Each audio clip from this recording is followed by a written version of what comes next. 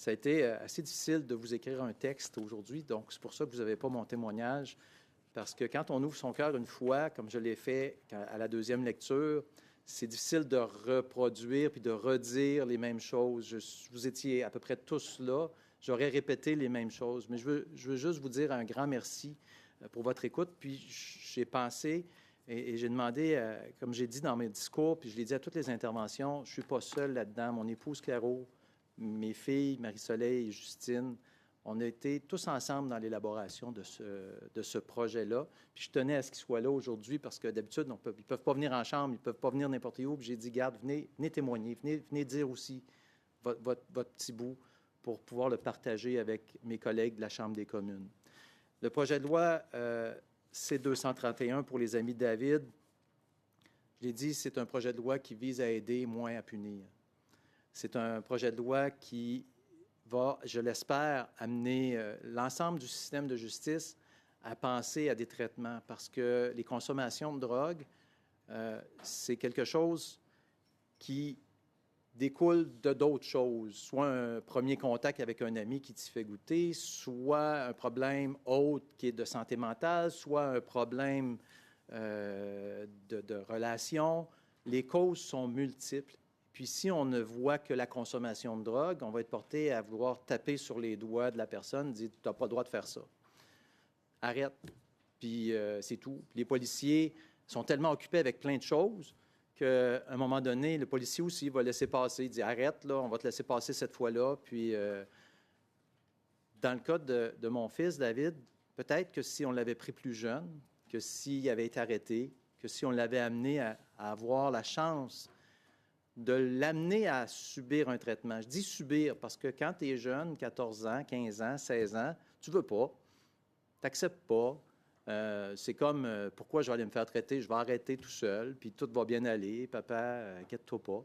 Mais ce n'est pas vrai pour tout le monde. Il y en a que ça va marcher. J'ai des amis qui ont consommé pendant leur secondaire, puis qui sont aujourd'hui chefs d'entreprise, qui sont dans des positions bien placées, qui ont réussi par eux-mêmes à tout arrêter. Mais il y en a pour certains que ce n'est pas possible. Et c'est pour eux, pour les amis de David que je les appelle. Parce que David, il ne connaît pas tout le monde qu'on va aider, là. Mais c'est pour eux qu'on a choisi cette voie-là, de leur donner, puis d'indiquer au système de justice qu'on veut qu'on en prenne soin le plus tôt possible. Donc, au lieu de me répéter, je voulais juste vous dire ce petit message qui vient du fond de mon cœur. On peut faire des choses, on peut les faire ensemble, on peut les faire bien. On a collaboré avec tous les partis pour rendre ce projet de loi-là acceptable pour tous, pour un seul but. C'est, comme je l'ai dit, si on est capable de sauver un seul jeune, on va déjà avoir accompli quelque chose, mais mon objectif, c'est d'en sauver plus qu'un. Merci beaucoup. Puis, je suis là pour répondre à vos questions par la suite. Merci. Thank you, Mr. Bourtauld. Ms. Levesque, I understand you're going to speak next. Alors, Monsieur le Président, Mesdames et Messieurs les membres du comité, je suis Caroline Levesque, la maman de David, éducatrice en service de garde. Justine Berthold, infirmière. Justine Berthold, infirmière, puis la petite sœur de David. Et même si elle est absente, je tiens à souligner la présence depuis l'Angleterre de Marie-Soleil, notre autre fille, qui a collaboré évidemment à la préparation de notre témoignage commun. Les conséquences de ne rien faire sont graves. Elles sont profondes et elles sont irréversibles. Pour notre famille, ces conséquences ont un nom. Elles ont un visage, elles ont une histoire. Elles s'appellent David. Le projet de loi C-231 aurait peut-être pu changer le cours de sa vie. Peut-être pas complètement, peut-être pas à lui seul, mais nous croyons de tout notre cœur de parents qu'il aurait pu faire une différence, qu'il aurait pu créer une occasion, une intervention, un moment où quelqu'un aurait pu dire « on ne te laisse pas tomber, on va t'aider ». Le 10 février 2025, notre fils s'est enlevé la vie. Ce jour-là, ce n'est pas seulement un jeune homme qui est parti. Ce sont 2 enfants qui ont perdu leur père. C'est une femme qui est devenue veuve beaucoup trop tôt. Ce sont 2 sœurs qui ont perdu leur frère. Et depuis, il n'y a pas un jour où David ne nous manque pas. Comme parents, nous portons plusieurs émotions. De la tristesse immense, bien sûr, mais aussi de la colère. de la colère envers un système qui n'a pas su l'aider au moment où il en avait besoin, de la colère envers une société qui, trop souvent, détourne le regard ou agit trop tard. Et, il faut le dire avec humilité, de la colère envers nous-mêmes parce que nous nous demandons encore aujourd'hui si nous aurions pu faire autrement. Mais à travers cette douleur, à travers tous les témoignages que nous avons reçus, une conviction s'impose à nous. Nous ne sommes pas les seuls. David avait des amis, des jeunes comme lui, aux prises avec les mêmes luttes, les mêmes dépendances, les mêmes silences. Des amis qu'il connaissait, d'autres qu'il ne connaissait pas. Des amis qui l'ont amené, lui, à consommer. Des amis qui en amènent d'autres à se réfugier dans les drogues. Des amis qui souffrent sans le savoir. Des amis qui ont eux aussi des parents qui ne savent pas quoi faire. C'est pour eux aussi que nous sommes ici aujourd'hui, parce que derrière chaque histoire comme celle de David, il y en a d'autres, trop d'autres. Ce que nous avons compris, c'est que la toxicomanie chez les jeunes n'est pas seulement un système de comportement. Ce n'est pas simplement une mauvaise décision ou une erreur de parcours. C'est souvent un symptôme, le symptôme d'une souffrance plus profonde, d'un mal-être qui n'a pas été vu, pas été entendu ou pas été traité. Et aujourd'hui, notre système répond encore trop souvent à cette réalité avec des outils qui ne sont pas adaptés. On intervient tard, on intervient mal ou parfois on n'intervient pas du tout. Quand un jeune se retrouve devant le système de justice, on se concentre souvent sur l'infraction, mais on ne se pose pas toujours la question essentielle, pourquoi en est-il arrivé là? On traite le geste, mais on ne traite pas la cause. Le projet de loi C-231 ne prétend pas régler tous les problèmes, mais il propose quelque chose de fondamental. Offrir aux jeunes une réelle possibilité d'être dirigés vers un traitement au bon moment avant que la situation ne s'aggrave. Parce que le temps est un facteur crucial. Plus on attend, plus la dépendance s'installe. Plus elle s'installe, plus il devient difficile d'en sortir. Et pendant ce temps, les familles attendent. Elles cherchent. Elles frappent à des portes et trop souvent, ces portes restent fermées ou s'ouvrent trop tard. Ce que nous demandons aujourd'hui, ce n'est pas de punir davantage, c'est d'aider mieux. Pour notre fille et grande sœur de Justine, Marie-Soleil, qui nous regarde d'Angleterre, où elle est en ce moment, pour elle, c'est de reconnaître que certains jeunes ne sont pas des délinquants à corriger, mais des jeunes en détresse à accompagner. C'est de donner aux juges, aux policiers et aux intervenants des outils concrets pour orienter ces jeunes vers un parcours de guérison. C'est aussi d'envoyer un message clair. Aucun jeune ne devrait être laissé seul face à sa dépendance. Si ce projet de loi peut permettre d'aider ne serait-ce qu'un seul jeune, d'éviter une seule tragédie, d'empêcher qu'une seule famille vive ce que nous vivons aujourd'hui, alors il aura toute sa raison d'être. Nous ne pouvons pas ramener David, mais nous pouvons, ensemble, agir pour les autres. Pour ses amis, pour tous ces jeunes qui souffrent en silence, pour toutes ces familles qui espèrent encore. Je vous demande, avec tout le respect et toute l'émotion d'une mère, d'appuyer ce projet de loi, faisant en sorte que leur histoire puisse être différente. Merci.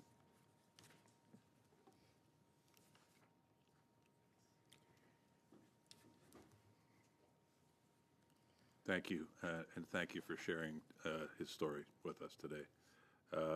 I'm going to go to Ms. Riendeau for 5 minutes, and then we'll go to questions.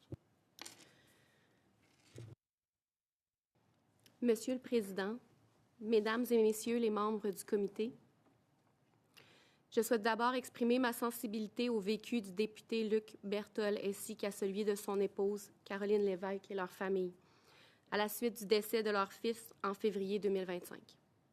Comme intervenante auprès des jeunes et des familles, je comprends profondément le désir d'agir pour prévenir d'autres situations comme celles qu'ils ont vécues. Personne ne peut être contre les projets visant à mieux soutenir nos adolescents dans une période développementale aussi complexe que l'adolescence.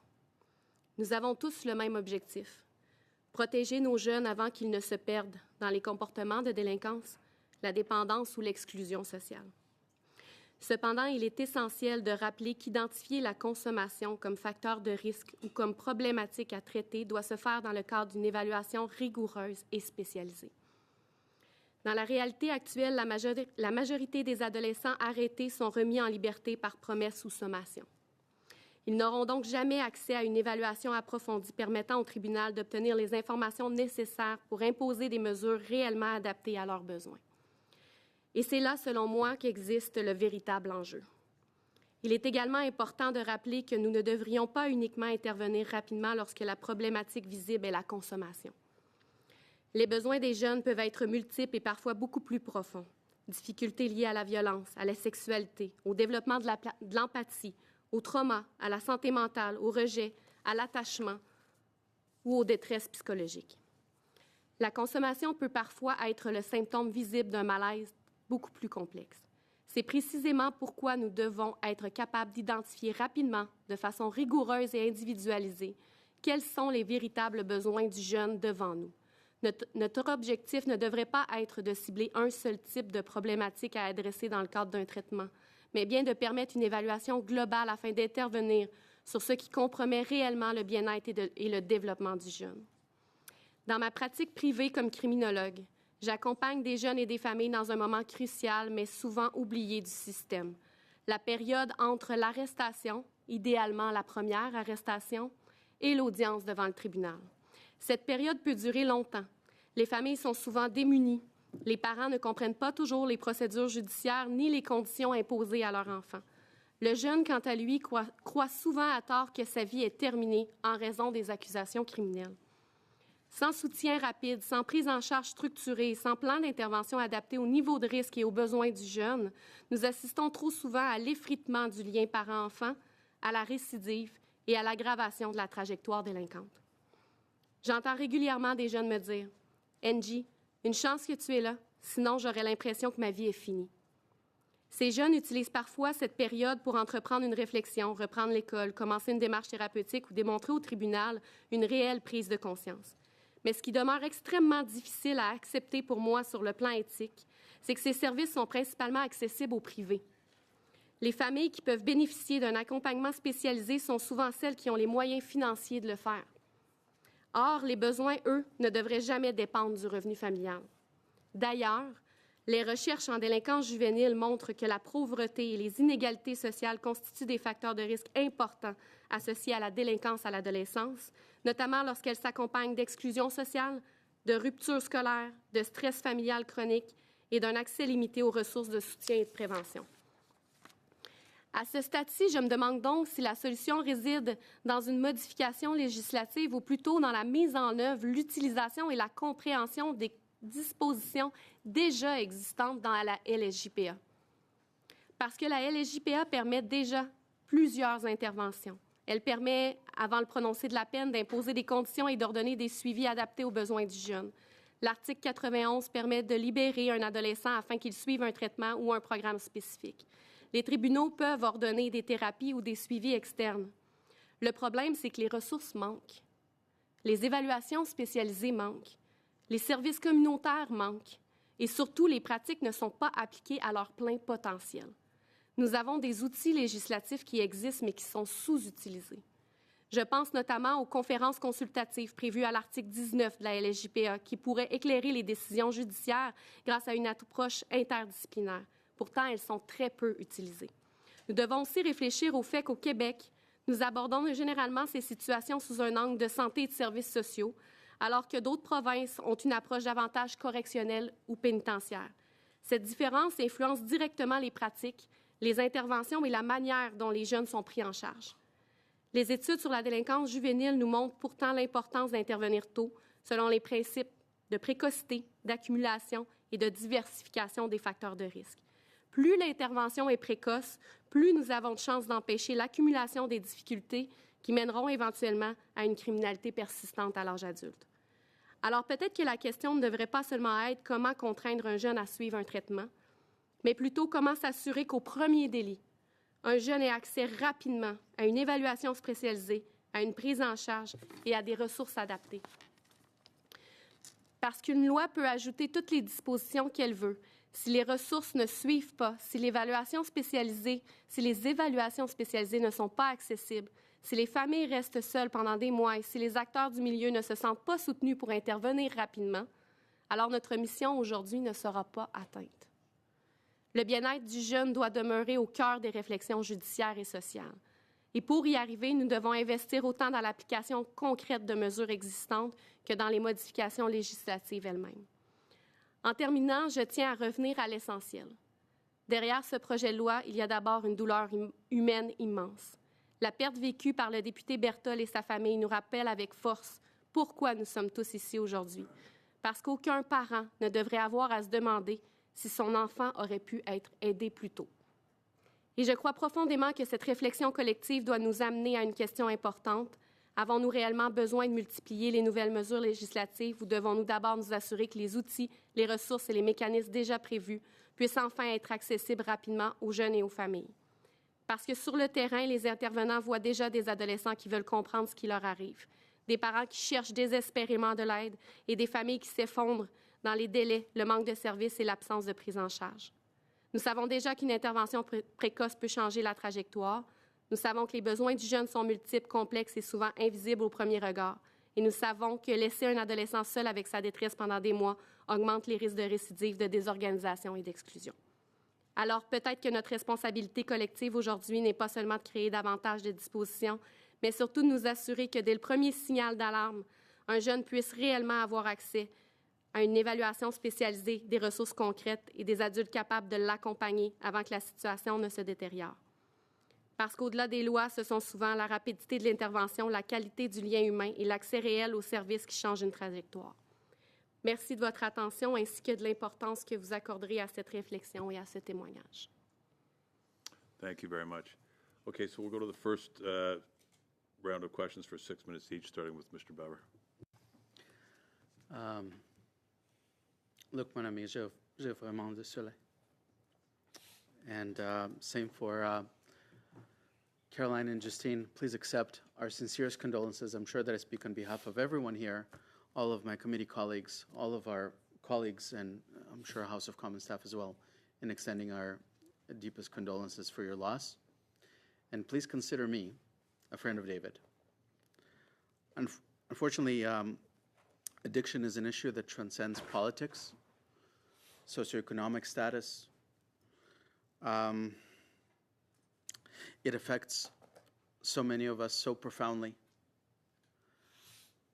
If I may share a personal element, about 25 years ago, my group of friends lost a friend, Simon Wood of Richmond Hill, was unable to cope with his addiction and passed away at the age of 22. It's actually, I'm grateful for the opportunity, Chair, to send a shout out to my boys and say that it's really remarkable that I get the privilege of honoring him today. Unfortunately, the addiction crisis in Canada is out of control. Through our cities, our suburbs, our small towns and villages, it affects our country so profoundly now. What we often say with respect to addiction is we often try to address other causes, every other cause of addiction, other than the addiction itself. We talk about addiction vis-a-vis housing, social services, employment, but we'd never talk about the addiction itself, or rarely talk about the addiction itself, or what helps addiction, which is rehabilitation. So I thank you sincerely, Luke, for bringing this bill before us today, and for giving us an opportunity, perhaps to save lives. I couldn't think of a more worthwhile thing to do as a member of this committee. I think I'll do a little bit of work now and run very quickly through what your bill seeks to do. So my understanding is that your bill would allow the youth courts, in cases involving offenses related to controlled substances or cannabis, to delay sentencing so that a young person can participate in a substance abuse treatment program.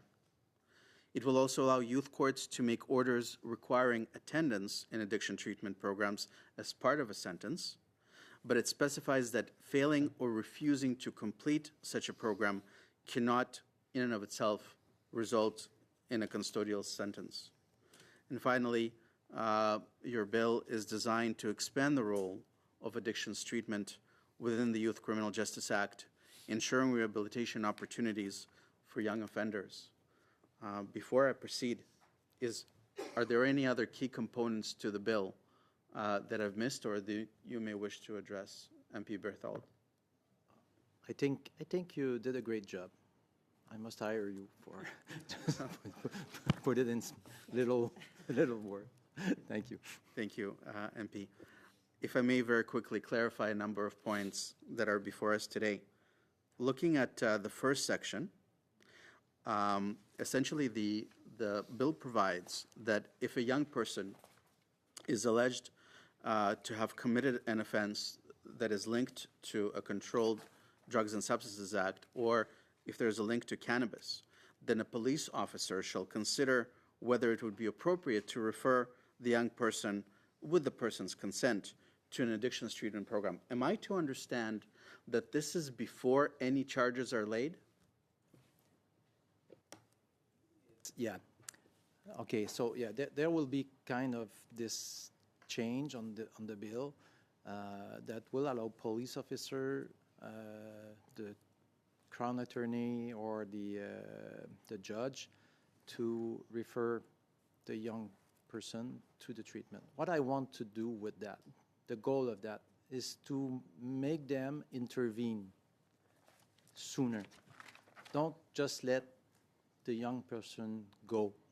Just sending a message that they will do something better for the young person if they just do something and bring them into the system. For David, the first time he was to accept not a real treatment, he never accepted it. But when he faced a wall for the first time, this is when he really understand where he was. It was long after he's 18 years old, unfortunately. So we think that if a police officer, someone who intervened earlier would have done something, it's a maybe, we don't know. Maybe that could have changed something for David. So yes, I think it's a good idea to provide each and every one with the opportunity. But yes, the message I will send after, because I'm planning to tour with this changes to convince to have more intervention, more money, more treatment center for those who can't afford. Yeah, I'll stop, Roman. Just stop me because I'm an MP and I'm used to use my time. Thank you. Thank you, Chair. Mr. Baber. Ms. Latanzi, over to you. Chair.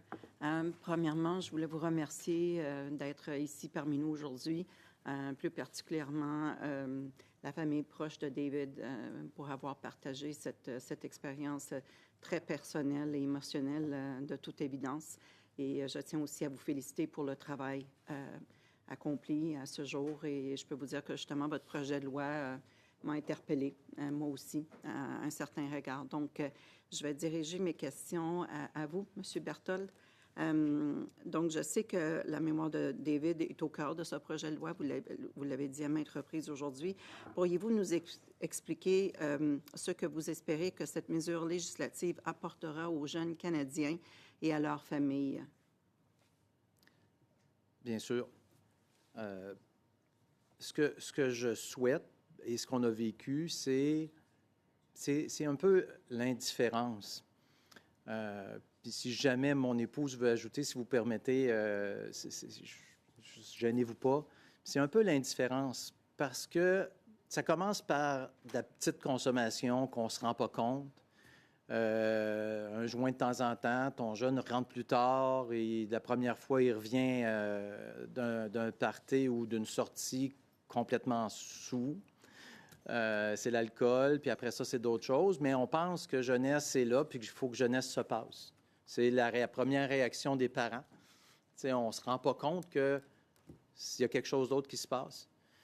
Puis à un moment donné, on se rend compte qu'on on a un appel, il y a des problèmes un petit peu à l'école.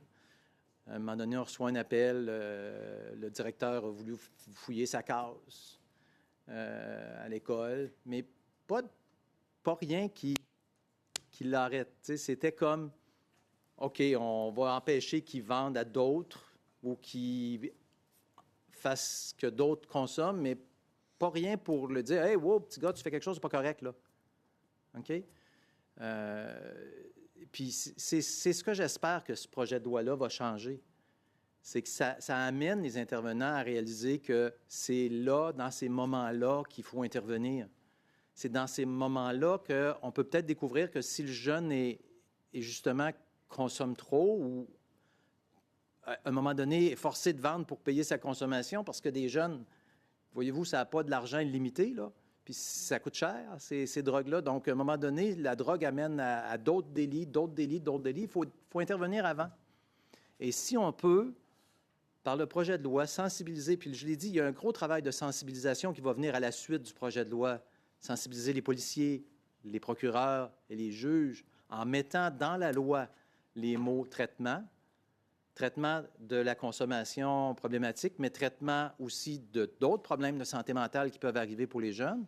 Je pense qu'on peut faire un changement, un vrai changement.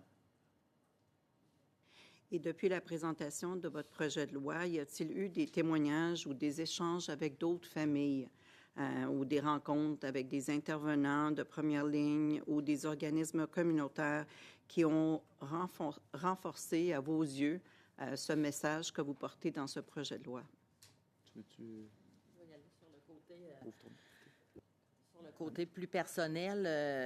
On a eu, oui, beaucoup de témoignages, beaucoup de gens nous ont contactés par Messenger, nous raconter chacun leur histoire, puis on est derrière vous, puis même si vous voulez, vous avez besoin de notre témoignage, on va y aller, puis tout ça. Beaucoup de personnes nous ont... là, je vais du côté plus personnel, mais Luc, du côté plus professionnel, pourrait en parler plus aussi, là, mais... Au niveau professionnel, j'ai eu une rencontre avec l'Alliance canadienne pour la santé mentale qui regroupait plusieurs intervenants et tous ont salué le fait qu'on veuille enfin parler de traitement dans la loi, ce qui était pas là. Et ça a été une belle rencontre que j'ai eue. Il y avait des intervenants en prévention du suicide, il y avait des intervenants en plusieurs secteurs quand j'ai fait cette rencontre-là. J'ai eu une rencontre aussi avec le réseau d'entraide des Appalaches, qui est un groupe qui intervient première ligne avec... c'est des travailleurs de rue. Donc, les travailleurs de rue, c'est pas compliqué, hein? C'est eux autres qui vont aller voir les jeunes que vous voyez couchés dans le milieu de la nuit sur une table ou le lendemain matin, le jeune qui est sous une tente, puis ils vont voir s'ils sont corrects, puis ils vont s'assurer que le jeune poursuive sa vie. Puis ces gens-là, eux aussi, disent « il faut qu'on en parle ». Il faut qu'on en parle, il faut que nos élus en parlent, il faut que les élus soient sensibilisés à ça. Et ce que vous faites, M. Berthold, ça va nous aider. Et oui, effectivement, on a reçu beaucoup de témoignages par la suite d'autres organismes communautaires. C'est touchant, mais en même temps émouvant à chaque fois, là. Et quel rôle ont les écoles, les familles, les organismes communautaires dans cette voie de communication, de partager ce message, selon vous? Je vais parler pour l'avenir, parce que j'ai trouvé qu'il y avait un manque de communication, particulièrement dans le cas de David, dans le passé, pour tous ces problèmes-là au secondaire. Parce que quand tu as 14 ans, les intervenants scolaires ne peuvent pas parler avec les parents. Ils n'ont pas le droit. Si le jeune ne veut pas, bien, les intervenants ne peuvent pas te parler. Exact. Donc, de 14 ans à 16 ans, exact. On ne peut pas avoir de nouvelles, donc ils ne peuvent pas nous parler, ils ne peuvent pas nous dire que se passe ça. Et c'est là que les parents se retrouvent démunis à un moment donné, parce que nous aussi, on se retrouve qu'on ne sait pas qu'est-ce que notre jeune faisait à l'école sur l'heure du dîner, puis entre les deux, parce qu'ils ne peuvent pas nous le dire. Les premières nouvelles qu'on a, c'est notre jeune qui nous appelle, il vide ma case. Imaginez-vous comment on se sent comme parent quand c'est là qu'on est rendu déjà. C'est incroyable. Donc oui, il y a de la sensibilisation à faire dans les écoles, mais qu'est-ce que l'école aurait pu faire? Elle aurait pu appeler les policiers, mais elle ne veut pas pénaliser le jeune. Wow! C'est justement ça qu'il faut faire. Il faut intervenir. Et on pense être gentil, on pense aider, mais on ne le fait pas. Donc, il faut commencer par les écoles. Les organismes communautaires ont besoin de support, c'est évident. Mais vous savez comme moi, quand on présente un projet de loi privé, si j'avais mis qu'on a besoin d'1 milliard, il n'y aurait pas passé sans sanction royale. Puis je ne pense pas qu'on aurait accepté de dépenser ça. Mais il faut que chacun, c'est la responsabilité de tout le monde, des familles, des écoles, de la société, des organismes communautaires, de tous les niveaux. On ne peut pas accepter au Canada de voir où est-ce qu'on est rendu aujourd'hui puis pas s'occuper de nos jeunes comme ça. Merci. Thank you, Ms. Lattanzio. Mr. Fortin. Merci, Monsieur le Président. Monsieur Berthold, Madame Lévesque, Madame Berthold, Madame Riendeau, merci d'être là. Merci pour votre courage. Quand on passe une épreuve comme celle-là, on peut avoir tendance à, ou en tout cas avoir envie de se cacher dans un garde-robe puis de ne pas en sortir avant longtemps. Vous avez décidé de prendre le taureau par les cornes, puis franchement, vous avez toute mon admiration. J'ai pas non plus, un peu comme mes collègues. Habituellement, on a des questions importantes aux témoins, puis on n'est pas toujours d'accord avec tout. Je ne vais pas parler pour tout le monde autour de la table, mais je pense qu'on est à peu près tous d'accord avec le projet de loi de notre collègue Luc.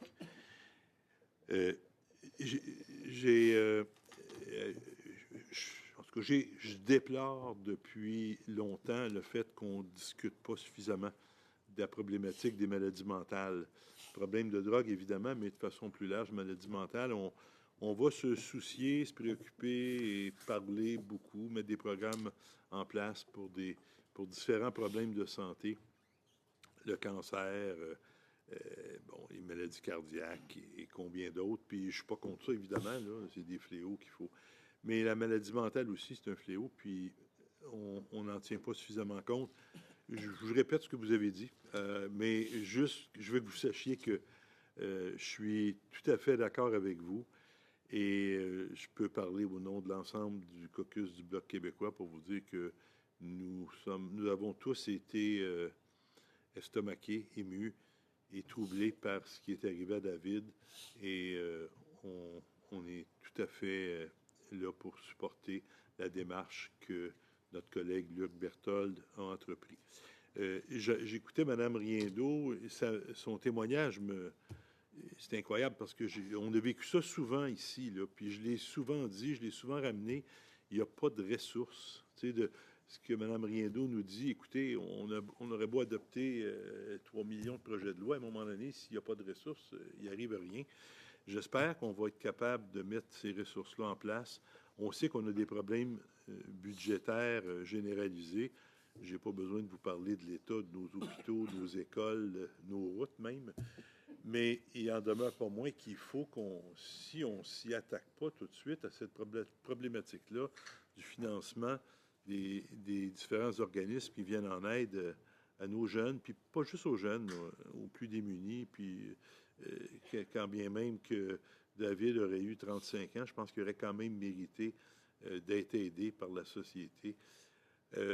Il faut qu'on fasse quelque chose. Donc, cette problématique-là, je ne sais pas si c'est peut-être la seule question que j'aurais.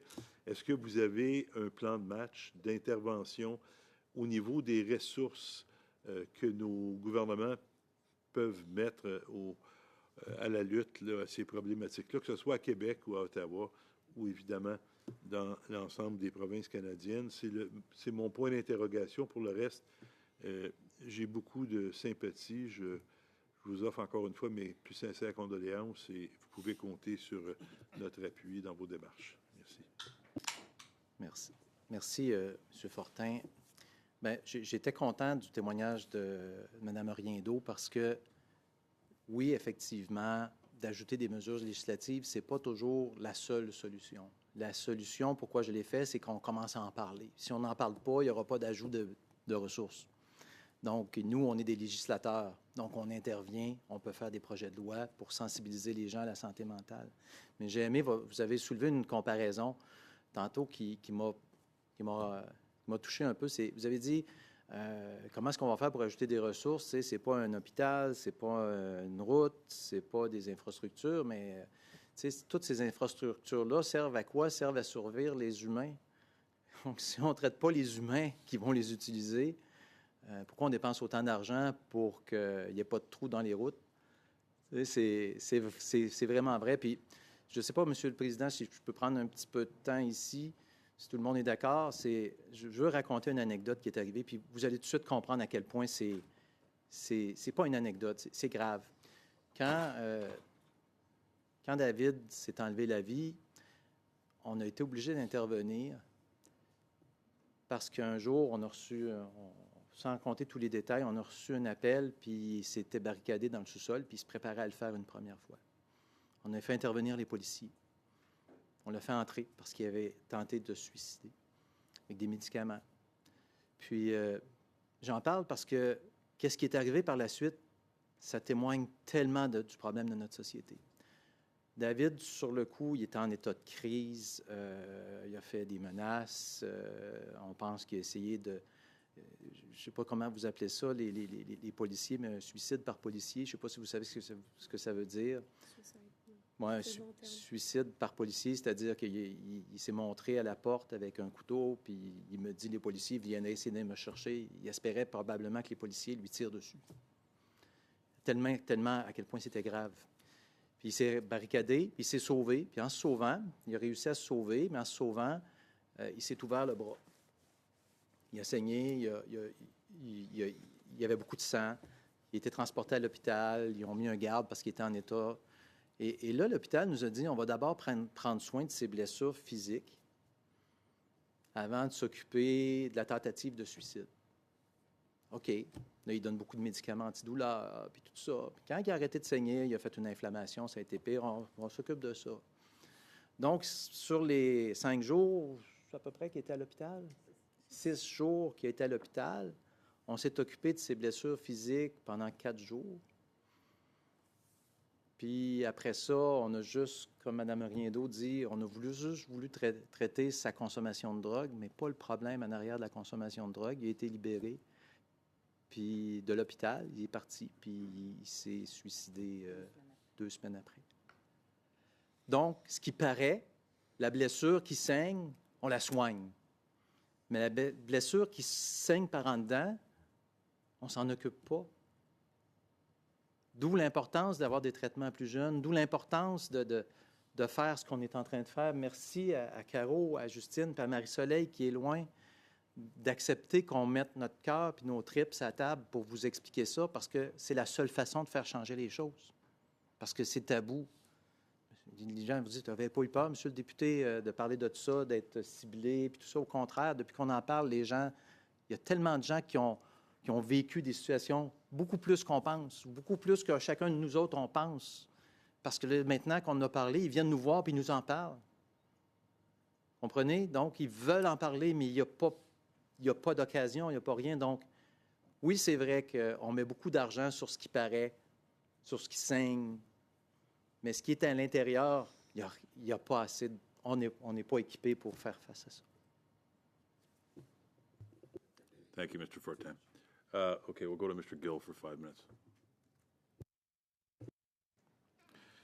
Thank you, Chair, and thanks to all of you. Please accept our heartfelt and sincere condolences on your loss. MP Berthold, I know you personally now, sit with you, and I admire you to bring this bill forward. And I know you are a terrific member of Parliament, public servant, and you continue to do these things for the betterment of community and society at large.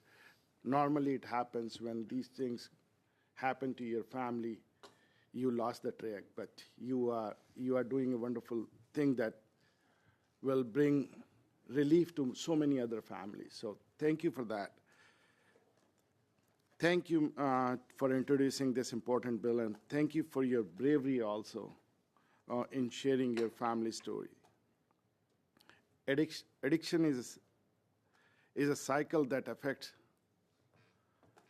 Canadians from all walks of life. And I will say not only Canadians, but across the world, this is a problem that we are seeing. And we all have stories to share, and I think, we have probably more than one. And I know all members around this table agree that it is an important issue. We must do more to break this cycle. So I would like to ask you, can you speak more on the importance of juvenile intervention for at-risk young offenders in preventing lifelong addiction?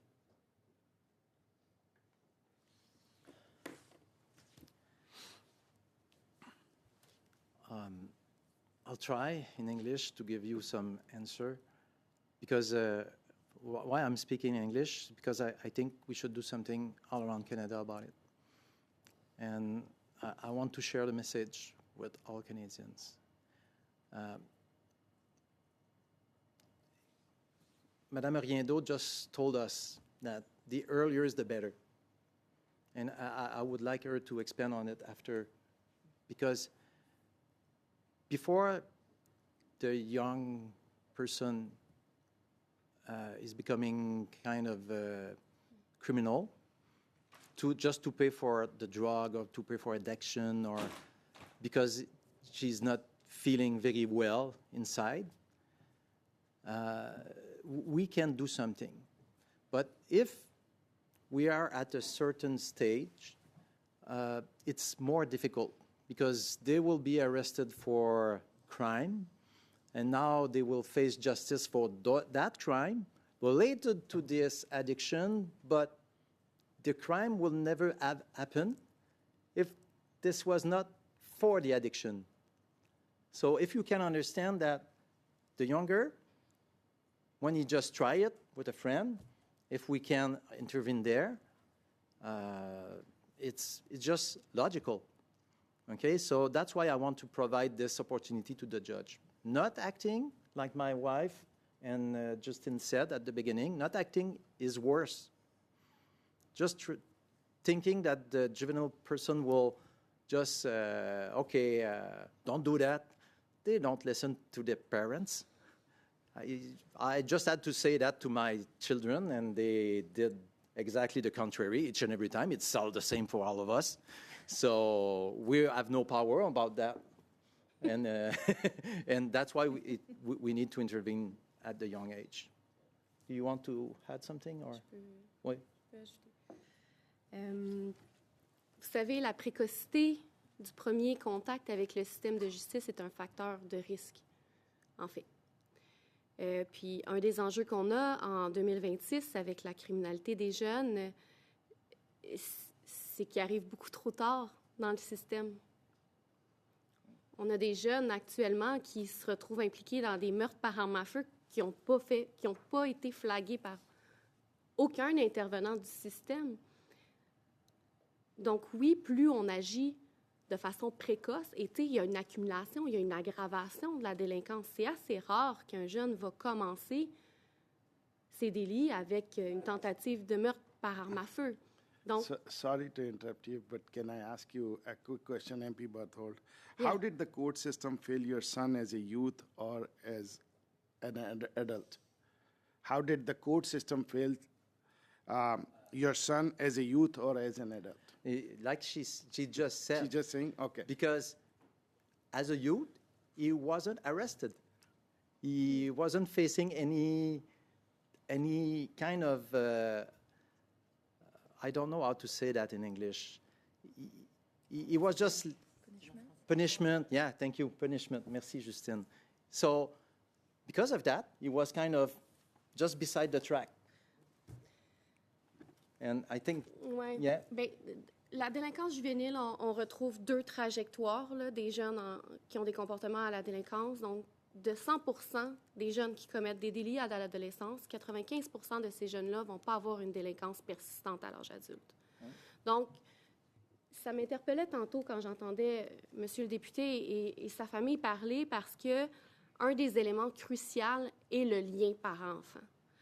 Et oui, la consommation et les comportements de délinquance à l'adolescence peuvent faire partie d'une trajectoire, d'une phase développementale qui est celle de l'adolescence, qui est dite normative. C'est extrêmement difficile pour un parent de savoir, mais là, comment j'interviens face à mon enfant? Est-ce qu'il est dans une phase normative ou est-ce qu'on est en train de le perdre? Est-ce que je dois être plus intense dans mes punitions à la maison? Parce qu'on n'a pas nécessairement besoin de l'intervention du système de justice, mais d'aller avec un encadrement qui est adapté au niveau de risque du jeune selon justement sa trajectoire, selon ses antécédents, selon la précocité, selon tout ce qui le touche finalement. Puis c'est ce que je fais dans ma pratique, c'est pas d'intervenir. Oui, j'interviens aussi avec les jeunes, mais principalement sur les parents, pour les aider à travers nos outils comme experts, comme criminologues. On est capable de voir est-ce qu'on est dans le 95 ou est-ce qu'on est dans le 5 des délinquants chroniques Thank you, où Ms. il faut mettre Riendeau. I'm going to plus have to d'énergie. move on to the next speaker. Ms. Dillon for 5 minutes. Mr. Chair, merci à notre cher collègue, à sa famille. Marie-Soleil, elle n'est pas là, la famille de David. Votre expérience déchirante, merci de le partager, pas seulement ici, mais avec tous les gens du Canada, les Québécois. C'est vraiment quelque chose, je ne suis pas capable de... Je ne sais pas comment vous êtes ici, vous êtes vraiment courageux. Tout ce que je peux vous dire, c'est merci de la part de nous tous. Monsieur Pardol, vous avez parlé de David, comme il était à l'école. Ça a commencé à peu près là, à l'école secondaire. De ce que je comprends de votre témoignage, le but de votre projet de loi, vous voulez que on peut dire les gens d'autorité, en position d'autorité, qu'ils commencent à taper les doigts de ces jeunes-là. Des fois, devant... Pourquoi, je pense que je veux comprendre pourquoi vous voulez dire c'est la bonne façon de faire les choses, au lieu de dire aux parents, écoutez, votre fils, il a des problèmes. C'est parce qu'on n'écoute pas nos parents. Quand on est jeune, on n'écoute jamais nos parents. Ouais, presque jamais. Puis, quand il y a des gens en position d'autorité, vous êtes devant un policier, vous êtes jeune, vous êtes quand même borderline. On n'est pas... peut-être un joint ici, de l'alcool, ça va pas plus que ça. Mais à un moment donné, ça commence à s'avancer. Puis vous, vraiment, le but au cœur, je vois, de votre projet de loi, premièrement, c'est d'intervenir, que ces gens-là interviennent à l'école, de l'âge de 14 à 16 ans, 17 ans. Après ça, on est libre, on y va au collège ou on ne va plus à l'école. Est-ce que vous pouvez nous dire, et peu importe de vous quatre, vous pouvez répondre, est-ce que vraiment c'est le but? Vous voulez que, c'est des personnes en autorité qui... On dit punir, moi j'aime mieux dire guérir. OK? Parce que la table va permettre peut-être d'avoir accès à une guérison. Parce que au-delà de la drogue comme telle, il y a la santé mentale derrière tout ça, qui est à l'origine de beaucoup de problèmes de consommation. Mais si on ignore puis qu'on met tout ça sur le dos de la drogue puis qu'il n'y a pas de traitement, ben on va dire c'est un consommateur, c'est un fumeux de pot. OK? Puis ça va passer.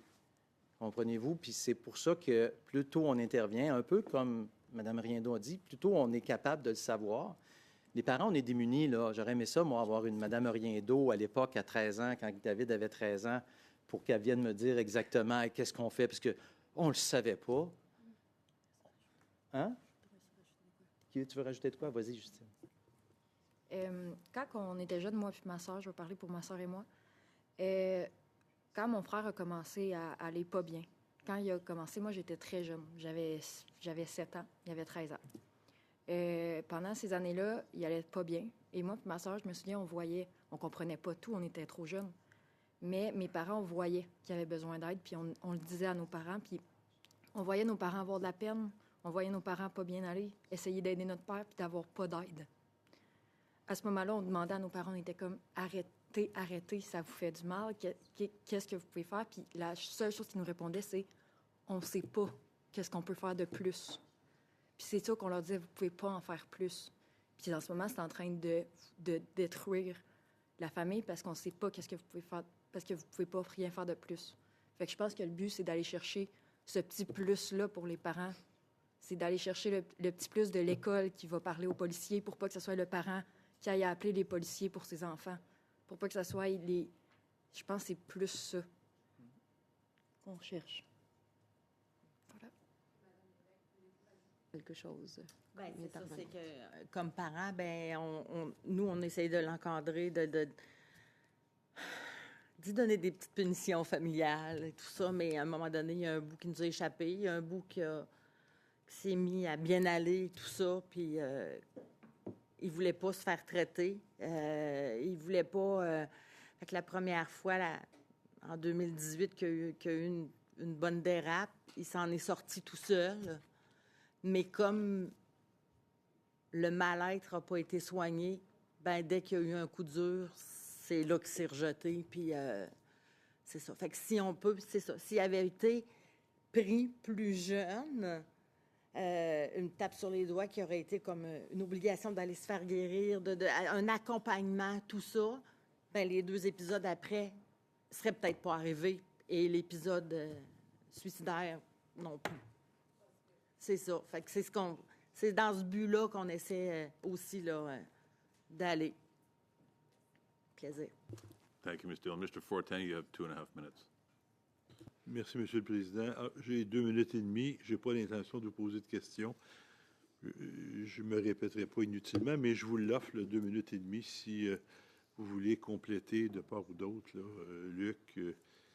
Justine, j'aime beaucoup le témoignage que vous venez de faire parce que, comme parent, moi, je me suis toujours posé la question avec mes enfants, est-ce que je suis trop sévère, ils vont fuguer? Est-ce que je suis pas assez sévère, ils vont devenir délinquants? Et c'est vrai qu'on ne le sait pas. On n'a pas de boule de cristal, personne. Moi aussi, Luc, j'aurais aimé ça avoir Mme Riendo avec moi. Et je vous offre le restant de mon temps.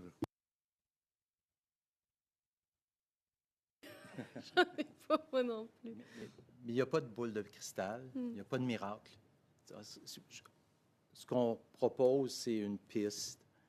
On espère qu'il y a des gens qui vont la suivre. J'espère être capable de convaincre des gens de la suivre par la suite. Vous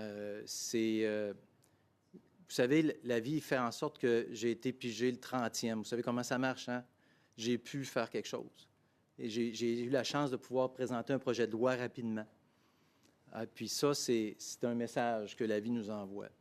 Je voudrais dire aux personnes qui souffrent, les personnes qui vivent ces situations-là, vous êtes moins seuls que vous pensez. Le seul problème, c'est de savoir où appeler. Le seul problème, c'est de savoir à qui faire affaire. Parce qu'il y a beaucoup de ressources, mais on se fait souvent, quand c'est des situations d'urgence, référer au numéro de l'hôpital, au centre de crise ou des choses comme ça. Mais au-delà de ça, il y a toute la vie qui continue. Puis il y a des parents qui souffrent. Puis il y a des jeunes, des frères, des sœurs qui souffrent. S'il y a des gens qui entendent ça, je veux dire, il y a eu au moins 2 suicides suite au suicide de David. Des suicides parce qu'ils ont imité David. Dans d'autres familles. Donc, il y a d'autres familles qui souffrent. Puis ça, c'est triste. Donc, je vais rappeler le 988. Je veux le dire, c'est important qu'on le mentionne. Si vous vous sentez mal, si vous vous sentez, appelez au moins une fois. Appelez, ça coûte rien, ça prend 2 secondes, puis vous allez pouvoir parler à quelqu'un si vous êtes dans un état comme celui-là. Mais chose certaine, il ne faut pas rester à cet appel-là. Il faut aller plus loin après. Parce que c'est une crise. Il faut traverser la crise avec le 988 ou le 1866, j'appelle au Québec. Puis dans toutes les provinces, il y a des numéros de téléphone. Mais à part la suite, il faut être mieux accompagné. Merci de m'avoir permis de rappeler l'importance de consulter. La seule chose que j'aimerais rajouter, la seule chose que j'aimerais rajouter, là, c'est la maman qui parle, c'est que quand David, la période où il allait bien, il avait parlé, il y avait un projet commun avec Luc, soit celui de faire des conférences pour aider les gens. Fait que je pense que c'est peut-être un petit peu la continuité aussi à travers ce projet de loi-là pour aider les autres. Merci. Thank you. Okay, Mr. Lawton and then Mr. Housefather, we'll give you like 2.5 minutes each. Avant de poser mes questions, j'aimerais vous remercier pour votre courage. J'ai moi-même failli perdre ma vie par suicide il y a 16 ans maintenant. Je connais bien le peine liée aux maladies mentales. J'ai aussi connu des personnes qui ont lutté contre les dépendances. Certains ont surmonté ces épreuves et d'autres non. Je crois que votre travail sur ce projet de loi et votre volonté de parler de la tragédie que vous avez vécu comme une famille sauveront des vies. So merci. Et la justice et la compassion sont toutes essentielles pour nos efforts et le travail que nous faisons. Donc, je dois poser mes questions en anglais, mais je tenais d'abord à vous faire part de ce message plus personnel, but thank you. I wanted to ask you, whichever one of the family of David would like to answer this, about the importance of removing someone from the part of their life that has caused the problems, not just the drugs, but also the people. Because I know this is often a challenge where people are surrounded by the bad influences that got them into that. And you can have short-term success with treatment and then come right back out around the people that were essential to that drug usage and how that factors into this.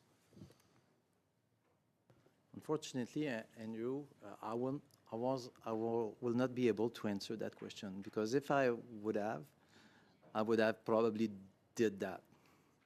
Okay, but I did. Yeah, I just, if you don't mind, I will turn to Angie, because this is something that maybe if David was arrested or just I would have done, and removing him from his friends could have caused more problem too. So I don't know. J'ai envie de vous faire un parallèle qui va peut-être marquer, mais qui a des similitudes. C'est une femme en contexte de violence conjugale. On dit que ça peut prendre 7 fois avant qu'elle quitte l'environnement violent dans lequel elle se retrouve. Mais chaque fois qu'elle quitte, elle va chercher les outils qui vont lui permettre ultimement de quitter pour de bon cet environnement-là. Vous savez, Monsieur le député ici parle de guérison. Moi, je vais parler de rétablissement, parce qu'on ne guérit pas d'un problème de consommation.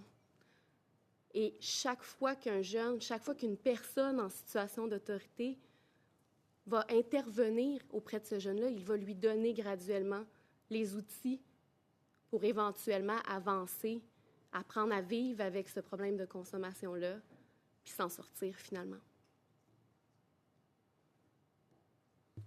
Thank you, Mr. Lawton. Mr. Housefather, to you. Mr. Chair, Luc, Caroline, Justine, nos cœurs sont tous avec vous et tous les membres de votre famille et toutes les personnes qui ont souffert de la même peine. Et j'admire beaucoup le fait que vous avez pris une tragédie et vous avez avancé quelque chose, un projet de loi qui peut aider des autres. Donc, il n'y a pas de suspens. Je suis en faveur de la projet de loi. Je suis en faveur des amendements que vous allez porter.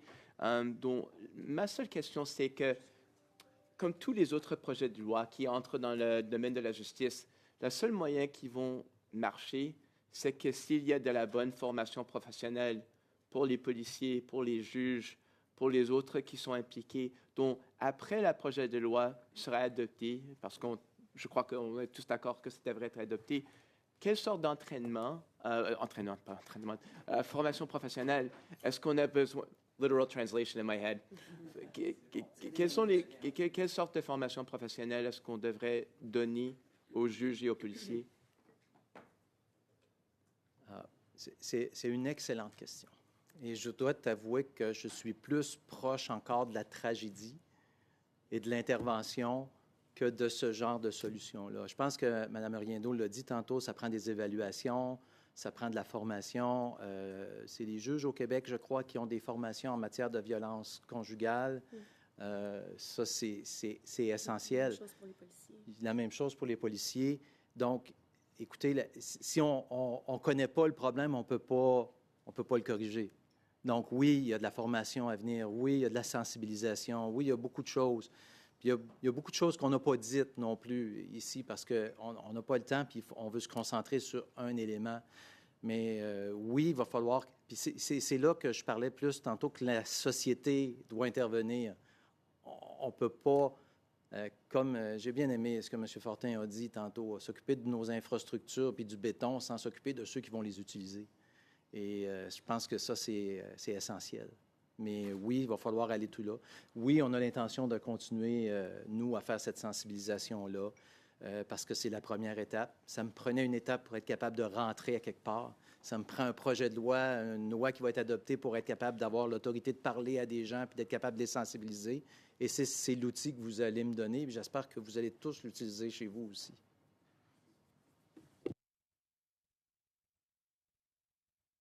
Thank you, Mr. Housefather. So we're going to suspend for a moment and go to clause by clause. But Luke, I just want to say thank you to you and your family again for sharing David's story. And I'm going to give you a chance. If there's anything else that the three of you want to say before we move on, I'm happy to give you the time.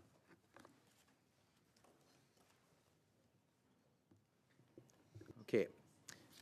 Just thank you. Thank you to all my colleagues. It's stressful to do that kind of testimony. It was stressful to talk about it in the house, but it's worth it because I think already we have helped a lot of family just by the exchange we had with them, and this is exactly where we want to go. Ce qu'on veut faire, si vous permettez, en français, c'est de dire merci à tous mes collègues de la Chambre des communes. C'est difficile de prendre sa situation personnelle puis d'en parler comme celle-là. C'était une décision qu'on a prise ensemble depuis le début. Il n'y a rien qu'on fait qui n'est pas avec l'accord de tous les membres de notre famille. Puis on a décidé de le faire. C'est pas facile, mais on le fait. Puis on est persuadé que déjà, on a changé des petites choses parce qu'avec les gens qui sont entrés en contact avec nous, avec les gens qui nous parlent, on a déjà aidé des gens sans nécessairement s'en rendre compte, juste par le fait d'en parler.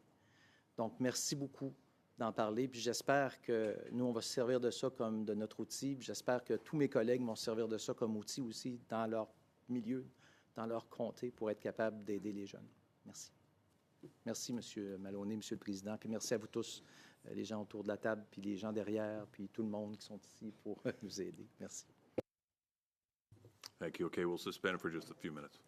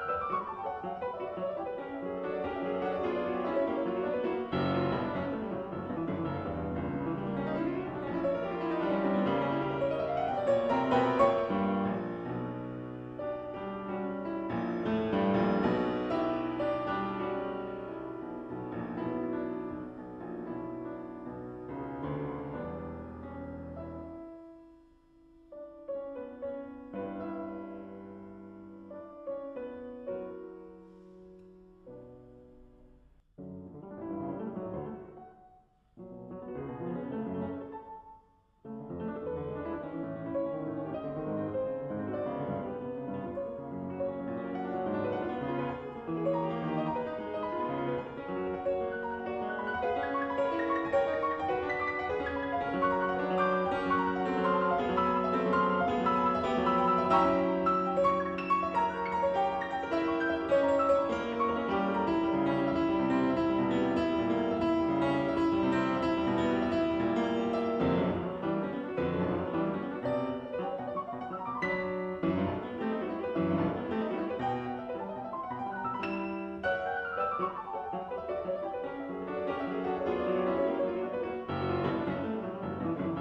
back to order, we are now going to move to clause by clause.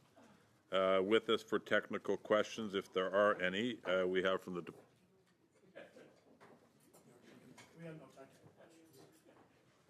What? Oh, they're on their way in.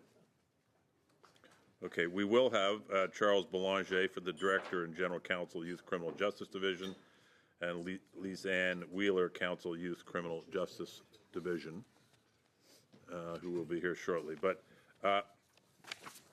I could read through how we do clause by clause, but I'm going to suggest that if members around this table don't know that by now, we have other issues we need to deal with. So I'm going to move right to the clause by clause. So starting with clause 1, Mr. Berthold, I'm going to, I don't know the answer to this, but we need unanimous consent to have you move the amendments. I don't think we have unanimous consent, Mr. Berthold. So I will call clause 1, which takes us to CPC 1. Merci beaucoup. Suite aux consultations qu'on a eues avec le cabinet de M. Fraser et avec les recommandations du ministère, on en est venu à la conclusion qu'on ne devait pas limiter uniquement les traitements au traitement de toxicomanie, mais se permettre d'aller plus loin aussi. Parler pas uniquement des gens qui sont déjà toxicomanes, mais ceux qui sont confrontés à des problèmes de consommation problématiques de drogue, ce qui élargit le scope. Puis beaucoup de mes amendements viennent de cette volonté-là de faire en sorte que plus de gens. Vous savez, quand on présente un projet de loi privé, on essaie d'en mettre le moins possible pour être sûr qu'il passe. Et là, on m'a dit, on peut-tu aller plus loin? J'ai dit oui, c'est évident. Donc, merci beaucoup pour ces recommandations-là. Donc, le projet de loi C-231, à l'article 1, soit modifié par substitution aux lignes 7 à 18, page 1 de ce qui suit. Programme de traitement de la consommation problématique de substances pour l'application du paragraphe 1. Lorsqu'une infraction prévue au paragraphe 4.1 de la loi réglementant certaines drogues et autres substances et au paragraphe 8.1 de la loi sur le cannabis est imputée à l'adolescent, l'agent de police détermine s'il est préférable de renvoyer l'adolescent si ce dernier consent à un programme de traitement de consommation problématique de substances. I see no other hands. So shall CPC 1 carry? Yes. Carried. Shall clause 1 carry? Yes. Carried. So call clause 2, which takes us to CPC 2. Mr. Berthold. Vous allez voir, c'est encore dans la même lignée que le projet de loi C-231, l'article 2, soit modifié par substitution aux lignes 19 à 27, page 1 de ce qui suit. 2, l'article 10 de la même loi est modifié par adjonction après le paragraphe 3 de ce qui suit. Programme de traitement 3.1. La sanction extrajudiciaire peut comporter l'obligation pour l'adolescent de suivre un programme de traitement de la consommation problématique de substances ou tout autre programme de traitement. C'est tout. Shall CPC 2 carry? Yes. Carried. Shall clause 2 carry? Yes. Carried. Shall clause 3 carry? No. No? Okay, so shall clause 3 does not carry. So we'll go to new clause 3.1, which is CPC 3. Mr. Berthold. Oui, effectivement, on a modifié l'article 3 pour le retirer, Monsieur le Président. L'article que le projet de loi C-231 soit modifié par adjonction après la ligne 5, page 2 de ce qui suit. 3.1, la même loi est modifiée par adjonction après l'article 41 de ce qui suit. Programme de traitement 41.1. Lorsqu'il déclare un adolescent coupable d'une infraction avant d'imposer une peine spécifique, le tribunal pour adolescents peut, en tenant compte des principes énoncés au sous-alinéa 3, 1, B, I, V, 4 et 5, et de l'objectif et des principes énoncés à l'article 38, si le procureur général et l'adolescent y consentent, reporter la détermination de la peine pour permettre à l'adolescent de suivre un programme de traitement de la consommation problématique de substances ou tout autre programme de traitement. Thank you. Shall CPC 3 carry? Yes. Carried. I will call clause 4. It takes us to CPC 4. Mr. Do we need to carry clause 3.1, or is it? Well, that's it's no? Okay, sorry. PC 3 is Okay, 3, understood. clause 3.1, yeah. I went through the same mental exercise myself just before you did, so don't feel bad. So I'll go to clause 4, which takes us to CPC 4, Mr. Berthold. Projet de loi C-231, l'article 4 soit modifié A par substitution à la ligne 14, page 2 de ce qui suit. Attendez un petit peu, j'ai un problème, donc je vais aller en anglais. OK. This material, can we just deem that it's been moved without any explanation unless the sponsor wishes to put on the record? I agree, but I think there's just a word missing. It's Graham. C'est la fin du mot disciplinaire. OK, donc c'est OK. Sorry, can I just beg your pardon for one moment, please? I'm okay. Okay. Okay. Okay, sorry for the interruption. So, Mr. Berthold, you were responding to Mr. Brock's suggestion. I totally agree with him. We all review all the amendments, and I'm good. Look, I'm happy to have them deemed moved, all of them, but if you want to say anything about any of them in particular, just let me know, okay? Okay. We Okay, just go all right. through them, and I don't Okay. have to read it. Yeah. Shall CPC 4 carry? Carried. Shall clause 4 carried? Carried. Okay, so we'll call clause 5, which takes us to CPC 5. Shall CPC 5 carry? Carried. Shall clause 5 carry? Carried. New clause 5.1 takes us to CPC 6. Deemed moved. Okay. Shall CPC 6 carry? Carried. New clause 5.2, which takes us to CPC 7, which is deemed moved. Okay. Shall CPC 7 carry? Carried. Takes us to new clause 5.3, which is G1, which I believe Ms. Latanzio will address.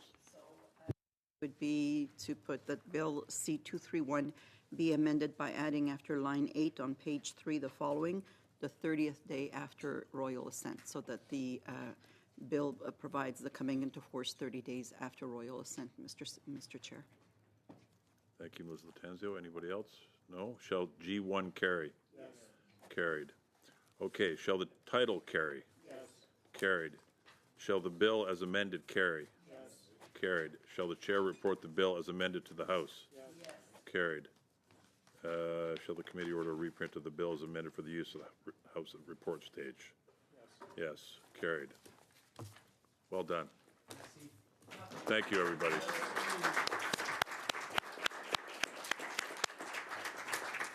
Luke, thank you and congratulations on this. Okay. Meeting adjourned.